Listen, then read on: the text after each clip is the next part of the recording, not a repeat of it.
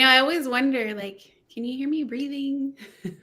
Hi. Hey, out there in our stream land. We thank you for joining us this evening again for another Coloring the Conversation. I am Andrea Clark Horton. I am the director of the Perinatal Mental Health Alliance for People of Color.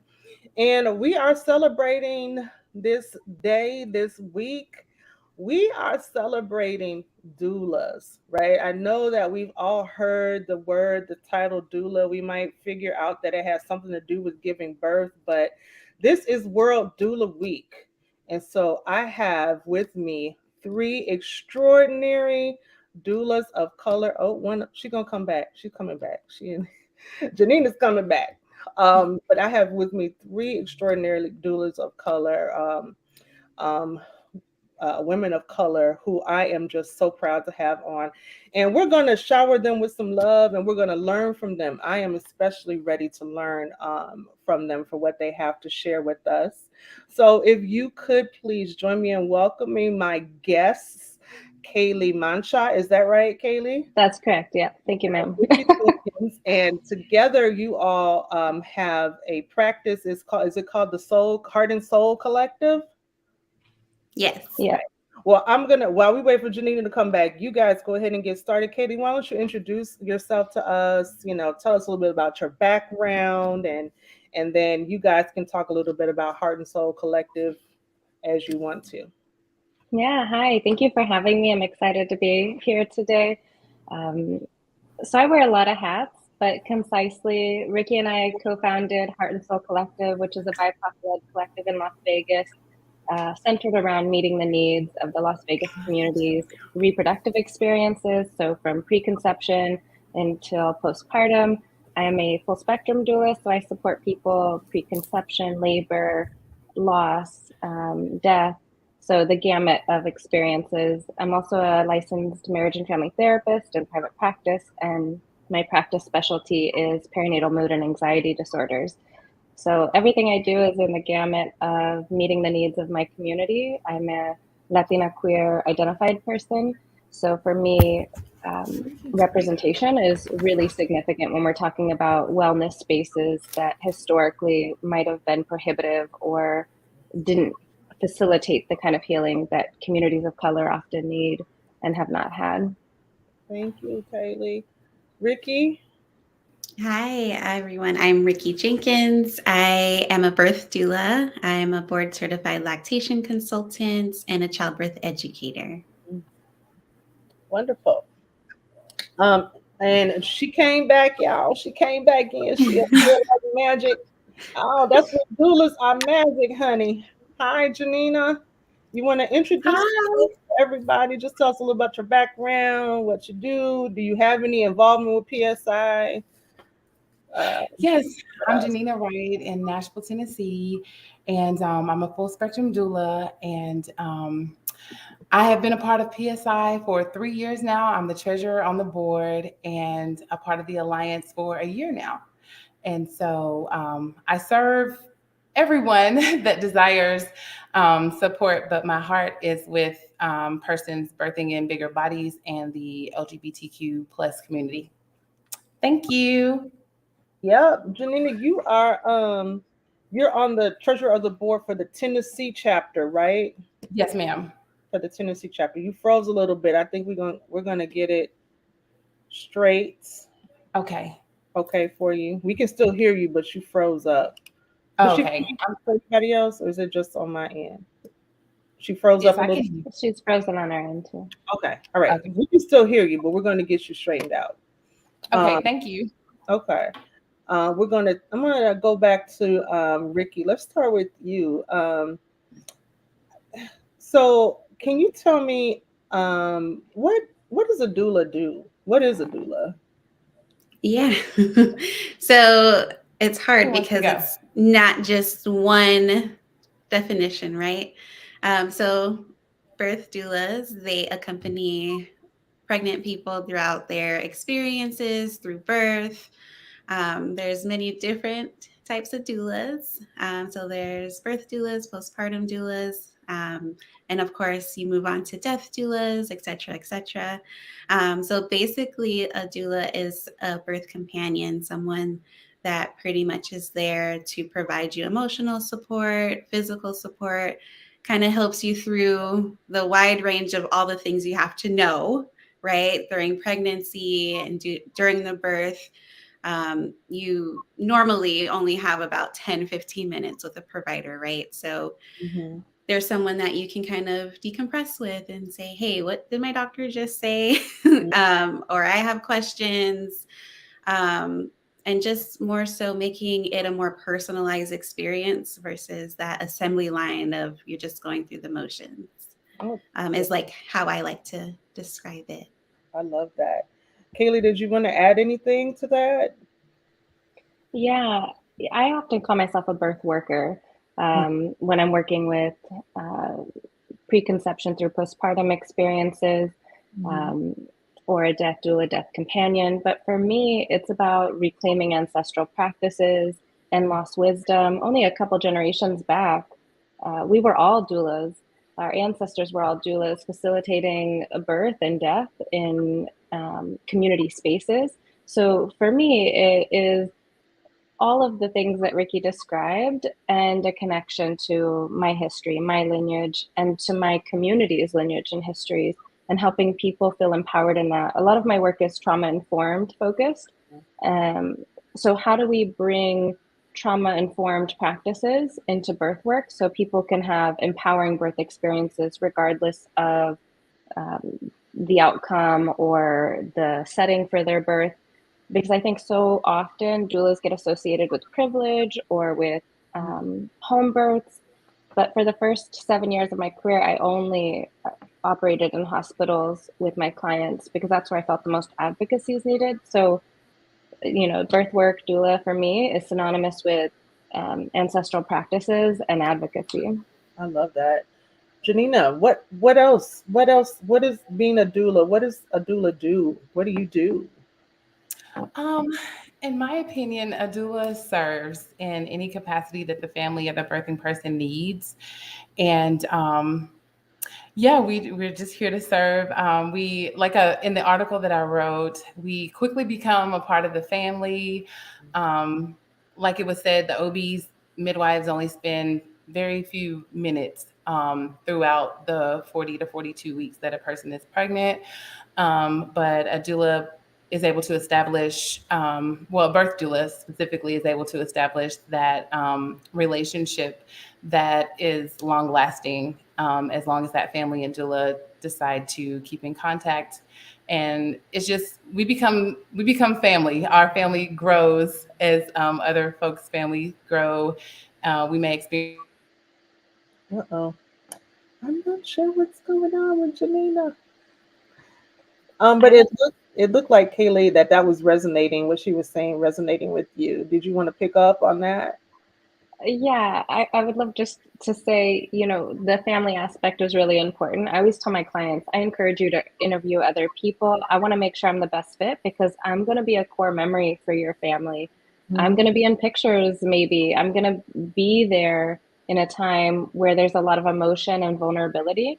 So most of the people that hire me, I'm in their kids' lives at baptisms. I've been Tinkerbell at a birthday party before.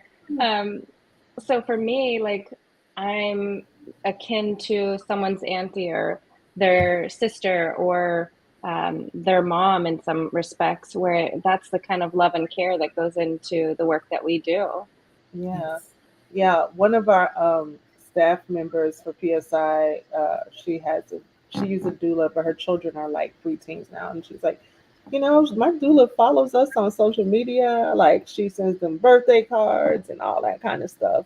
And so, right, really, this becoming part of not just for the journey of the birth and following, right, but it sounds like you become like more integrated into kind of the lives of your the people you care for. Do you call them patients? Do you call them, what do you call them? For me, I just call them families, the families I work with. Yeah. Yes. Families. JaNina, I'm so glad you're back. Me too. I'm sorry. I don't know what's going on, y'all. That's okay. That listen, technology, honey. Yeah, we can't control everything. We got it. You good, girl? Did you want Okay. to add anything else to what you were saying about what doulas do, what you do? Oh no, I was finished. Thank you. Okay, I just want to make sure I got your voices in there. Thank you. So I have a question that I want to make sure we distinguish. If one of you guys and whomever, feel free. What is the difference between a doula and a midwife? Like, are you all there when the birth happens, or like, what's the difference? Just quickly, if somebody can. JaNina, you're Yeah. up. Do you want to go ahead? Oh, go ahead, Rikki. Yeah, go ahead. Go ahead, Rikki.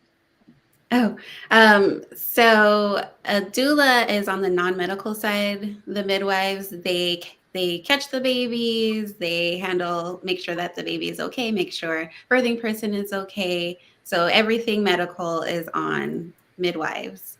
And then again, doulas are usually non-medical professionals in that space with the families. Okay. JaNina, are you there when you're birthing people when they give birth? Yes.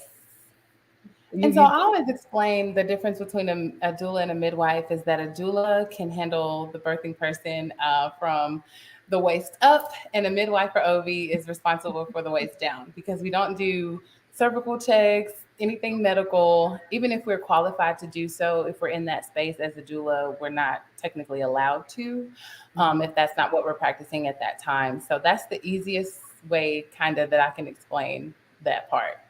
okay? Perfect. Thank you. Thank you for the Yes. clarification. I know a lot of people, because a lot of people like lump you all together, midwives and doulas, and there might be some people that have both the capacity or certifications to do both, but I think people sometimes like just lump the two together. So thank you for making that distinction clear. Yes. So, Katie, why is mental health important in the work that you do? Why is the perinatal mental health important in the work you do? We're all holistic beings, so we can't separate our physical experience, say in pregnancy, from our mental and emotional experience.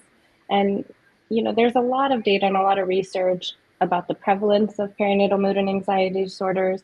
So, pre pandemic, about 1 in 5 birthing folks would experience perinatal anxiety. Now it's 1 in 3. So we Mm, know that COVID had a really big impact on mental health. It removed us from community and connection, which is a resilience factor. So oftentimes people come to me with myths. So they're like, um, I'm absolutely going to get postpartum depression because I had a baby. And they have misconceptions about if this will help or this will help. And what our research shows is having a baby doesn't mean that you're going to have a perinatal mood and anxiety disorder, but there are factors that can be prevented with doula care in particular that mitigate that. So, for example, a traumatic birth, you're more likely to experience a mood disorder, a baby in the NICU, um, mhm, previous losses, a lack of community support. So, as a therapist, I'll often talk to my clients about what that means in terms of symptoms they might want to be aware of, because mood disorders can happen during pregnancy or after. mhm, Um, and it's a family situation, right? So we know that partners of birthing folks, if the birthing folk has a mood disorder, their partner is 50% more likely to also have one. So it's not specific and it's not gendered. Grandparents, adoptive parents, surrogate parents can all experience mood disorders. So ultimately, it's about allowing families to have a conversation that is oftentimes difficult, especially in communities of color where mental health services are highly stigmatized, mhm, that community-based care, that doula care can act as a buffer and can provide resilience to people going through what inevitably is a really big change in their lives, mhm, physically, emotionally, mentally, economically, mhm, and systemically. So, at the end of the day, since we can't separate any of those experiences from each other, it's about cultivating an understanding and educating people on how to not only take care of themselves, but take care of their community members, take care of their family members and each other. Yeah, that's great. JaNina, anything you wanted to add? Like, why is why is perinatal mental health care important to your work? Because I think, especially with first-time parents, um, Something is something is not right. Now, this woman has some wisdom to share, and some internet hoodoo is happening. I don't know. um, Rikki, did you want to pick up on that? Like, why is perinatal mental health important to your work as a doula? Oh, yeah. Um, again, so much, right? And what I find is that normally, or what happens often, is that a doula can catch those things because it's hard to know when ourselves, as a person is going through something different or even experiencing depression or anxiety, especially if you don't know what to look out for or know what it even looks like, or it's normalized, right? As Kaleigh said, it's highly stigmatized. So I find when something is stigmatized, that means that it's normalized and it's happening to a lot of folks around us. And so as a doula, I've caught in a lot of my clients and in the families as well, like, hey, something isn't going right. Something is different from when I first met you all to now, right? And especially after a traumatic birth or even just any birth, right? Like we can pick up on those things and we can be those people that say, hey, this is what I'm seeing. Here's a referral. Can I walk you through that process? Um, and then again, if it's stigmatized, especially mental health, right? Like we're saying, hey, I need you to see this provider, and we can internalize that and take offense to it, right? And so when we have someone who's telling us, hey, like, and then pointing it out to the family, have you noticed that, your partner is very afraid, of maybe dropping their baby, right, off of the side of the ledge and having these different thoughts in their mind. And we can help them identify that because the hardest part is identifying and realizing, okay, something is off. And then even going into helping within the lactation world, like that's where I'm starting to see it the most as well, because breast and chest feeding is really hard, especially those first couple of weeks. And I find, and I absolutely know there's research that shows that if there's issues with breast or chest feeding, that kind of can go into postpartum depression and postpartum anxiety. And so seeing that in real time, because I get called over to help out with lactation, and I see like, hey, this person is afraid that they're not being sufficient enough as a parent, because we tend to connect our ability to be a parent, to be a mom, if we are able to birth our baby, vaginally, or birth our baby or feed our babies from our bodies. And so if that doesn't happen, then we can see that spiral of comparing ourselves to another parent or comparing ourselves to what our parents did. And then that can kind of send folks on a spiral. So, of course, there's so much more to that, right? But being able to identify that and share with the families to help them out on their journeys. Yeah, I love that. So it sounds like, but what both of you said is kind of, sometimes I think people have an inkling that something is a little off, and I think that it was that sometimes people feel like they don't have, maybe they're mistaken, or maybe they don't have the they can't name that, right? Because everybody wants to paint the birth of a baby as this joyous occasion, right? And so it creates some dissonance, right? Like, why am I not feeling this joy, or why am I having these thoughts that seem like they're inappropriate thoughts, right? So it sounds like part of what you do is, in a way, to normalize like that this is something that happens, and to help name it for people.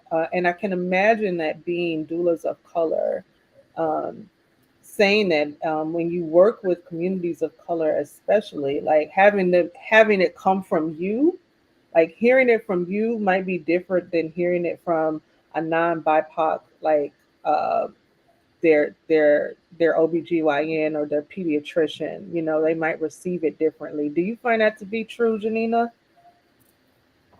That's good. JaNina, can you hear me? It's going in and out, but I can hear you now. Okay. So I was asking, do you find it to be true that sometimes it's easier for you, for a family to kind of hear that, you know, I think that you might want to see somebody about, you know, perinatal mood disorder from you than it might be from a non-BIPOC provider like their OB or from their child's pediatrician? Yes, I think that's very important because sometimes, especially if persons of color, we're like, oh, that's just stress or it's this or it's that. But it's like, no, that's something deeper going on than just stress or frustration. Even when it may not show up as the person that actually had the baby, but in the partner or maybe even the children. So it definitely could, like, hey, it's okay to feel this way, because sometimes people in people of color's family, like, oh girl, you just stressed out. That's just, whatever. But it's like, no, there's some things actually happening, and let's see a support person or a therapist. And sometimes people just need community to be like, hey, I'm not the only one that feels this way. There's other people that feel these things, and that doesn't make you a bad parent. That makes you a human being, and there's support out there for you, and you're not the only one, and you're not alone. Mm-hmm. That's great. I keep hearing these words come up as you all talk. I hear community. I've heard Kaleigh say a few times, like your ancestral, your cultural, like roots. Um, and I keep hearing these things come up. So can you talk a little bit about, Kaleigh, maybe about because it feels like most BIPOC folks, like we're usually communal people, right? Like that's the African proverb that says it takes a village to raise a child, right? It takes a village to surround new parents too, right? But what happens, like, how do you help navigate through that's kind of a culturally expected and accepted, way of being in relationship. But sometimes it's the community that, also can be the folks that give voice to this kind of, like what JaNina was just saying, like everybody gets stressed. Of course you just tired, you're not having any, or no, you can't. Even sometimes we spiritualize it or over spiritualize, like for people whose faith is important, like no, that's not of God. That it's a spiritual interference or attack that's not of God, and those kind of things. So when the community is supposed to hold you, but then community also, there are these beliefs. Like, how do you help people navigate that, Kaleigh? I appreciate that you bring that up, because from a logical perspective, that's prohibitive, right? If a community is saying, no, girl, you're okay, it's just stress. But I see that as a protective factor rooted in historical oppression. We don't want to go signaling that we're not well in systems of oppression. And we already know that people are criminalized for speaking up, especially regarding mental health. We can see cases in the news regarding infanticide, and that mom was just crazy. She gets dismissed, but there's typically warning signs, right? And so the overall arching belief about mental health postpartum is that you're a horrible parent, you're a dangerous parent, you can't be trusted. If you're on medication, you can't breast and chest feed. And so community members will often say and do things to try to reduce risk, even though it might not be helpful. So I really talk with my families about connecting them to supports within the communities they identify with, which may be racial or cultural, but could also be religious.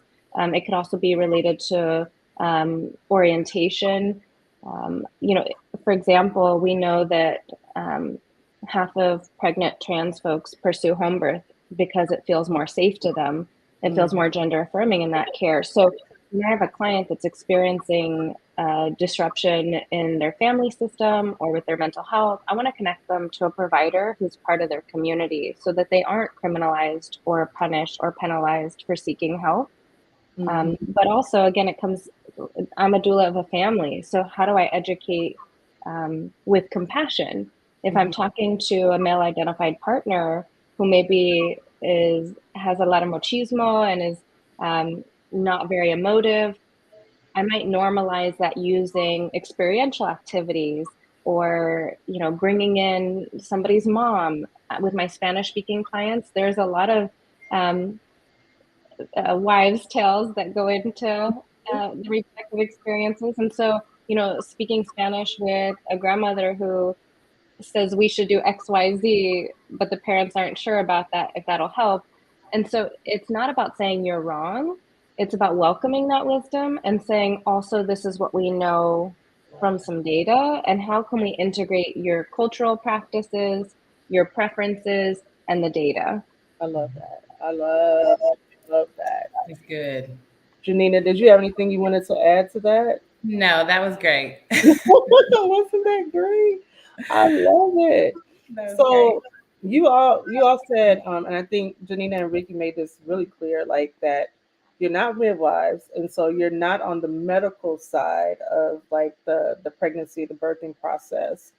But I imagine that you have to coordinate with folks. And Kaleigh, you mentioned earlier about like advocacy being like a doula that worked in hospital spaces, and as a person who worked as a chaplain in hospital spaces, and not being on the non-medical side, like in that more care and accompaniment and counsel space, but found myself in that space a lot too, like being an advocate for my patients, especially my patients of color, and we feel like they're not listened to, or they're dismissed because English is not their first language. And sometimes, staff, we all have biases, let's just face it, but sometimes staff will kind of feel like it's more difficult to like understand their needs. And so they don't respond as quickly, or like, those kind of things, and having to be an advocate. So how do you coordinate with the medical side or other providers that are also caring for the families that you're working with? Rikki, why don't you see if you can handle that one, and then we'll go to Kaleigh and JaNina. Yeah, I think you described that you are too a doula. Based off what you were saying, as far as helping with advocating, and because again, as Kaleigh said, like we work mostly in the hospitals. Well, I mean, of course, us too, but that's where the advocacy is needed, right? Like, especially when we witness clients who, are asking questions, right, about their care or a procedure, and it's not clearly being explained to them, which happens every day. And it's hard because, as you said, we can see both sides, right? Like on the medical provider side, they're like, this is the best course of action. This is what your doctor is saying. This is what the research says. This is our standard care of practice. However, on the opposite side, it's like, okay, well, you're not including me in the decision. You're just telling me what you're doing to me, and I have no say. And that's how it feels, right? And especially if you grow up, being told like, oh, just listen to the doctor, whatever the doctor says. And so now you're coming into it and you're like, okay, I can listen to you, but I just want to know, like, what are you talking about, right?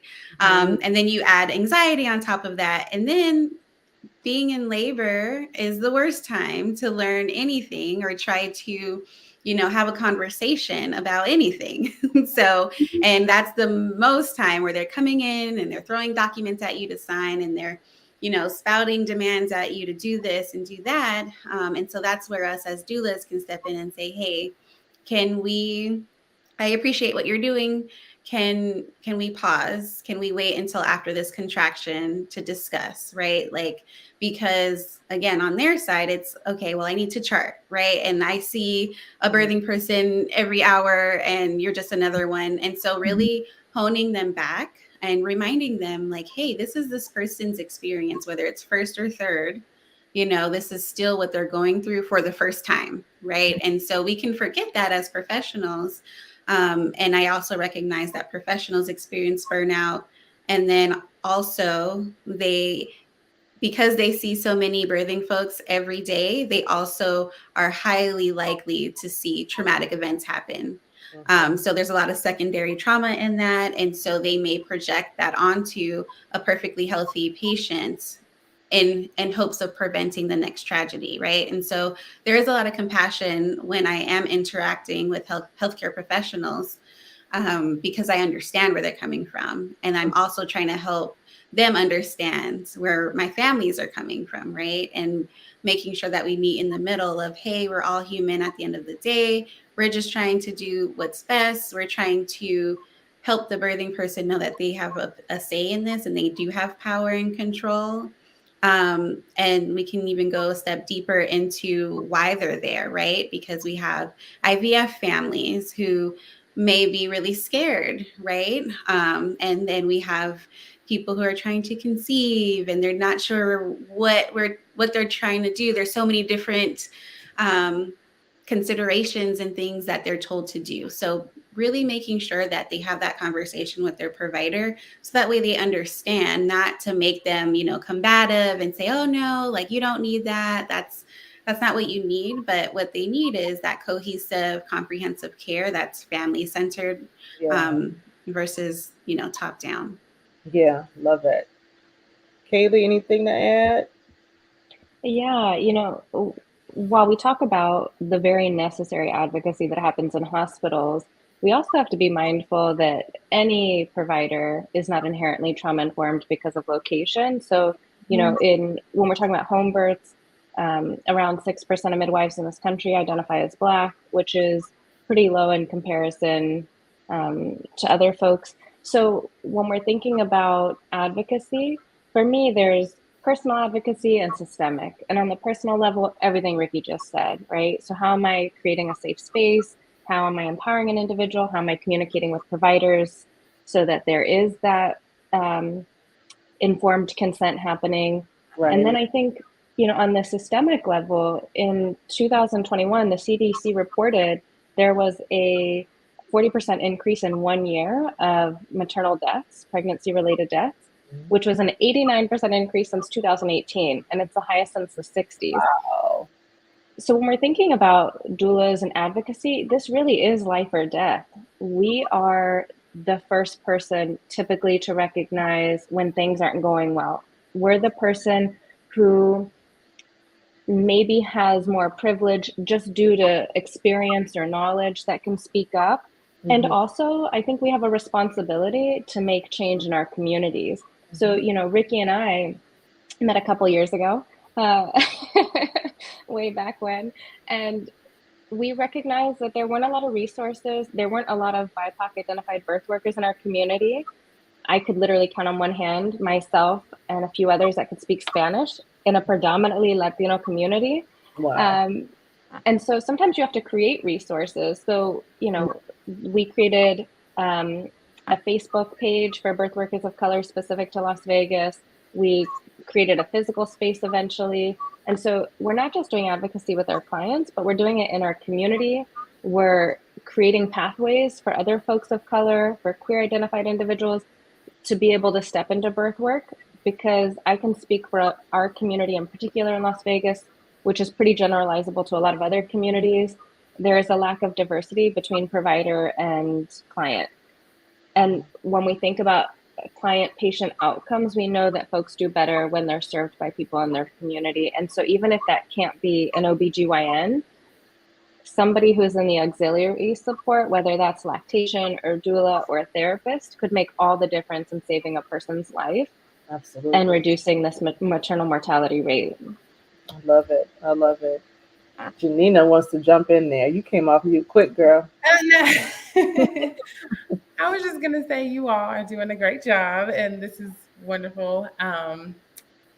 This is just wonderful. I do want to add that, we're talking a lot about birth, but there's also fertility, and we know there's different types of doulas, but in the work with mental health, I'm so glad that there's options, especially through PSI, for fathers or partners, because they experience mental health. They are affected mentally as well, whether the pregnancy goes as planned or not. And then they also have like a white coat syndrome. So it's like if Mm-hmm. a partner wants to listen to the doctor, I'm going to listen to the doctor. And like kind of what we do as doulas kind of goes out of the window.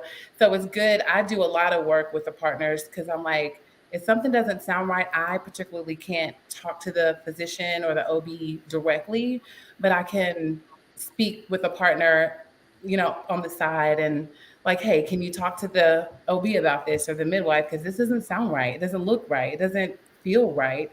So just make sure that we're in a sound space mentally to make the right decision. Unless something is like absolutely wrong, then we want to make the best decision for the birthing person. And yeah, that's all I have to add. Yeah, that's good though, because you must have been reading my mind. I was gonna kind of ask you guys about helping to empower, and I don't like empower because that word means that I'm giving you the power, but Mhm. really I think folks have what they need in them, but helping to surface that power, like to help people locate where that is in them, to advocate for themselves, to like, it seems like a crucial part of your work. Would you agree with that, JaNina? Yes, very Yeah. much so. Like a situation I was in, it was a VBAC, and the partner, like the doctor was like, oh, she has to get hooked up to the Doppler and do all this. And she was like, I just need to move so I can have my baby. I just need to move my body. So she and I are moving, and the partner just talked to the OB like, hey, I was like, talk to him. I'm like, use your voice. So he's like, hey, my wife says she wants to do it this way. Unless something's wrong with my baby or my wife, she's not doing that. And I'm like, yes, Oh, there you yes. So I'm like, that is a sense of empowerment. And I like, he just cried, she cried, the baby came shortly after. But for him to not just back up and do what they say, unless it, like, again, unless it's just medically necessary. Like, I'm never going to say, oh, no, don't do that. And then something happened, I would feel horrible. But also, I'm like, dad or partner, use your voice for your spouse and this baby and let's have a baby. So I was so, in that moment I was just so proud because like it was ridiculous what they were trying to make her do. And she's like, I just need to move my body. I can't be in this bed to have this baby. And he just spoke up, and I was like, yes, that is so amazing. go. Rikki, you wanted to jump in there? Like you came off of. Yeah, I love that point, JaNina, because often partners are just disregarded, right? Like they are like, oh, you did your job. I've heard that so many times. Like, you did your job. Bye. Like, you don't have to be a part of this. And of course, looking historically, the men weren't in the birth rooms. Like, the women gave birth, and, they were put to they were put to sleep, also called twilight sleep. And then the partner was like in the hallway, or in some cases at home. And then they're like, here's your baby. And there's that whole disconnect. And so, unfortunately, a lot of those misconceptions or notions that like dads or partners are not available, and they're no longer needed, and all of the responsibility of birthing and child rearing is on the birthing person and mom, right? And so I really love what JaNina said, and again, I always try with all of my families to incorporate the partner, and it's almost like it comes as at a shock because I'm like, hey, what do you think about this? What questions do you have specifically? And I'm making eye contact Mm-hmm. with the partner, and my partner, he can attest to this. He's like, they didn't even look at me. They, asked you all the questions. They're looking at you to answer. And he's like, I'm a part of this too. But he's also really emotionally involved. And I realized that I'm like, okay, well, you're my partner. This is how, other partners, male identified folks may feel, right? Because they're like, well, yeah, if that's what you're saying, then That's what we're doing. And again, it is so important for partners to use their voice, use their privilege to speak up. And of course, in a patriarchal society, we need the men's voices to help. And we also need to incorporate them, through personal experience and watching it with my clients and my families. I cannot say, like, we've all, seen our partners disregarded. I've watched, them completely disregard my partner and just say, hey, step outside. And I'm like, well, he's a part of this too. Like, he can be in here with me. This is our experience, right? And so I always tell partners, like, hey, this is your birth as well. No, you're not giving birth, but this is your birth. You will remember this for the rest of your life. Love it. Kaleigh, did you want to add? And can you talk also about maybe some of the things you do to also encourage the patient or the birthing person themselves to advocate if you do that? Yeah, Rikki brought up twilight sleep, and sometimes we forget that history isn't that far back. Right. Fathers and partners weren't allowed in the birthing space until the mid 1980s, which I was born in the late 80s. So to think that my dad might have been the first generation of men in his family once birth was institutionalized to be a part of the birth experience is mind-blowing. And I'm assuming that many of my clients, that their dad was probably the first in their lineage after multiple generations to be in the birth space. So, we've lost a lot of wisdom of what is a naturally occurring process. And of course, there are high-risk situations that warrant medical considerations. But for many folks in low or high-risk situations, it's important to normalize what's happening to the body, the ways that we can advocate for ourselves by what options do you have. A lot of times people don't even know that the bed in the hospital changes and adapts so that you could be in a multitude of positions, even with an epidural, or that a partner could advocate to catch the baby. So, there's been a lot of gatekeeping on having a patient or client or family-centered birth, even with belly births or cesarean sections. There's, at least in my community, a lot of shifts that have happened where I've been in the OR as people were having that experience supporting the birthing person because they were able to advocate for that. They knew the language for that. So sometimes it's a matter of just knowing what's possible and how to ask the question. Yes. Like Rikki said, this is their space. And so it's not a matter of asking for permission. It's making it known that you know what your rights are and asserting them. Right, exactly. That's that.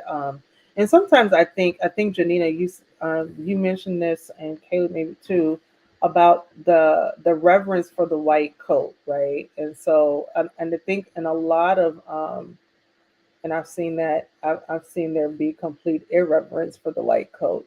Some of my families of color, like, you don't know nothing. We used to have babies back in in the bathtub in Mississippi outside. They don't know nothing. They don't know nothing. I ain't know, that kind of stuff. But I mean, they ain't lying. right. I mean, it's the truth. Like, oh, no, just go out there and get that girl a warm towel and let her push. You just stand out the way.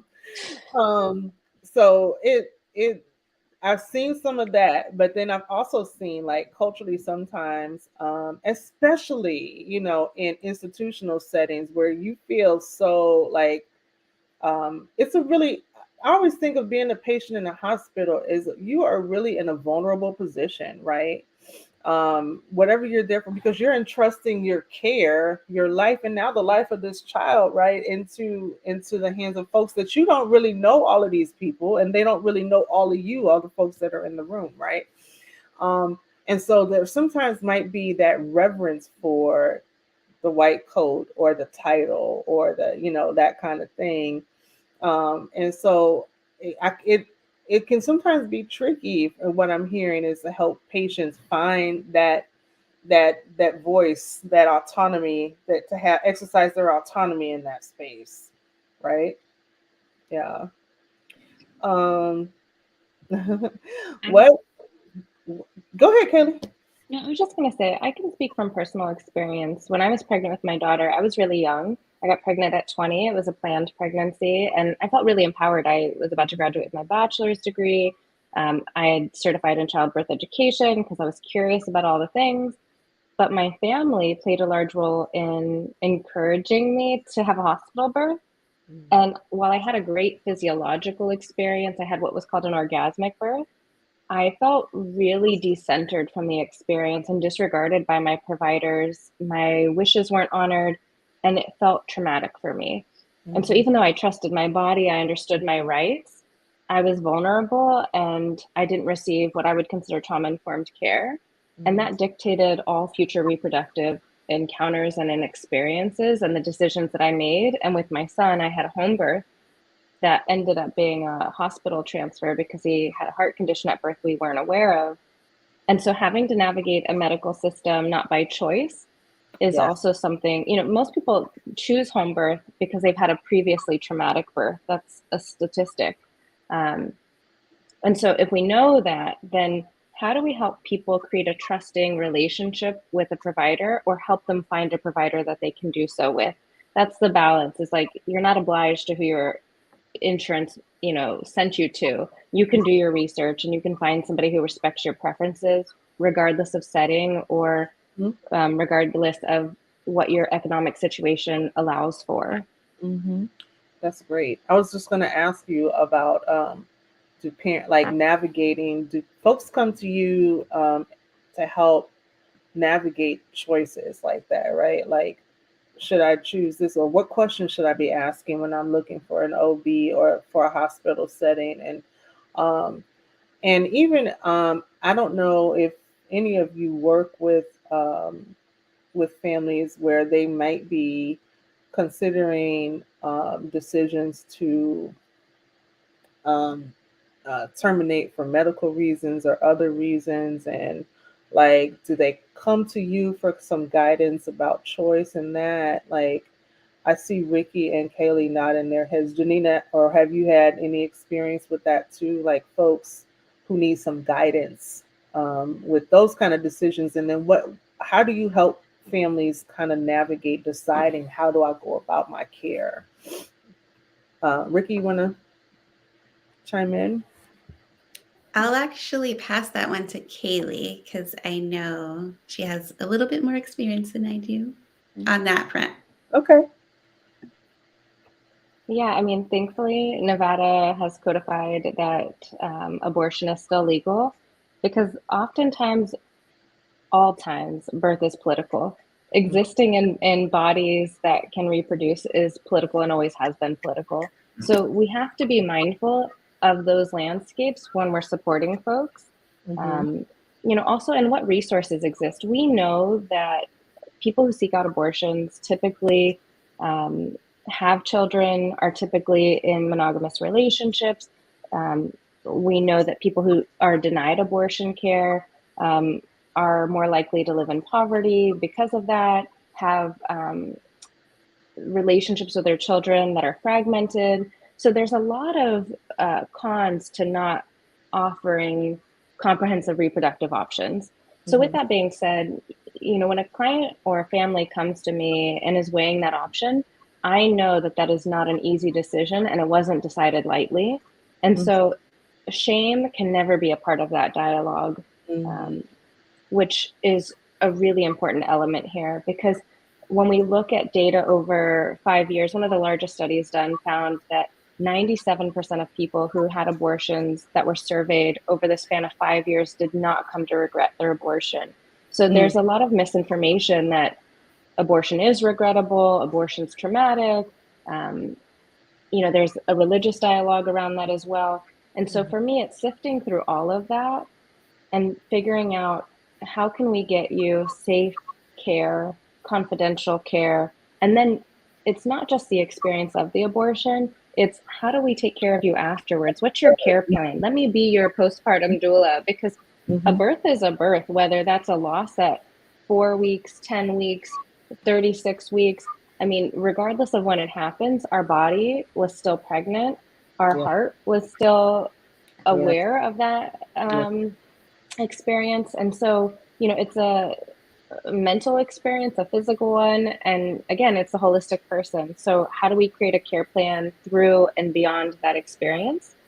And I've worked with families who sought abortions but did not want to discontinue family planning in the future. And so there's a lot of, again, fear that if I pursue this option, I will never be able to have kids again, or, will a provider or a future partner know that I've had this procedure? So a lot of debunking of myths comes into play here, because birth, death, all of it is pretty mysterious in our society, Yeah. pretty stigmatized. So it's about creating a space to say it's okay to talk about anything and everything that you're experiencing and feeling, and I'm going to support you through it until you no longer need support. Love it. Love it. We're almost like at our time. So I think what I would want to do is give each of you the opportunity of, I'm going to say, first of all, why I love doulas, because I just think that you all are amazing and essential.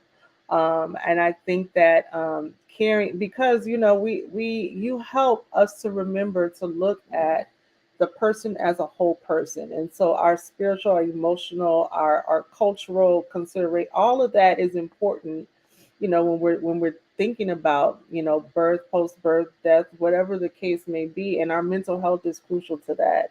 And I think that you all do this amazing work of like standing alongside and accompanying, and then standing in the gap too for when people really need and are unable, because of the vulnerable positions they're in, or because they don't have access to the same resources that we all do, right? We all have to recognize, even as people of color, who can be considered marginalized people, that, we're sitting here on the internet having a conversation. We enjoy some level of privilege and access that folks that look like us, elsewhere in this country and this world don't, right? And so it's about, like I say to my friends who want to know how to be good white allies, it's like you got to recognize your privilege and then figure out how to steward it for the benefit of folks who are not at the tables where you sit, right?